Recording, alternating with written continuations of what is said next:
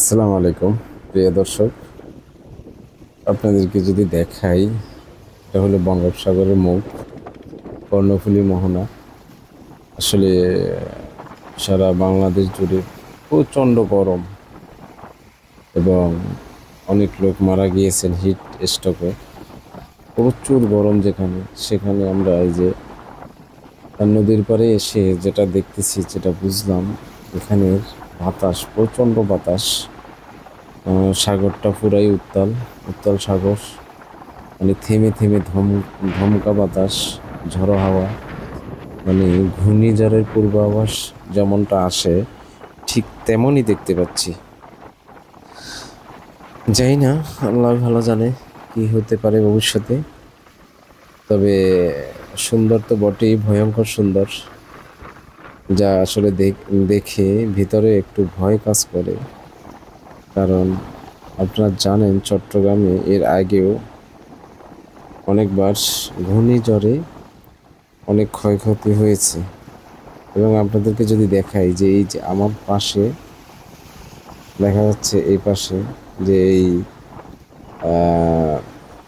এই নদীগুলো, এগুলো কিন্তু ভেঙে গেছে এই ঘূর্ণিঝড়ে। এই যে সাইড ওয়াল করতেছে, আবার ভাঙতেছে, করতেছে, ভাঙতেছে, এই যে নতুন করে ওয়াল করতেছে আবার।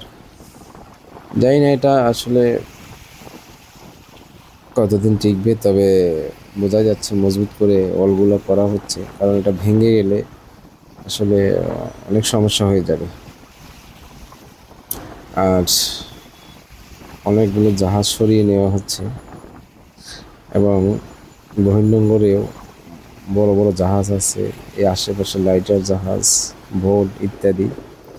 আসলে এই জায়গাটা একটু ভয়ঙ্কর এবং ঝড় আসলে, কোনো ঘূর্ণিঝড় সিগন্যাল আসলে প্রথমে আঘাতটা এখানেই আসে। এখানে অনেক হতাহত হয়েছে এর আগে, কারণ এই গরমের পরে এসব এলাকাতে এরকম অনেক ঘূর্ণিঝড় এসে এবং অনেক এলাকাবাসীর অনেক ক্ষয়ক্ষতির শিকার হয়েছে, যা আমরা পূর্বের অভিজ্ঞতা থেকে বুঝতে পারি। তবে জানি না, আল্লাহ ভালো জানেন, আল্লাহ পাক যা করবেন ভালোর জন্যই করবেন। তবে অনেকগুলো লাইটার জাহাজের ভিতরে ঢুকে যাচ্ছে, কারণ বলা যায় না কখন কি হয়। তবে এই যে সাগর, নদী, বঙ্গোপসাগর খুবই উত্তাল।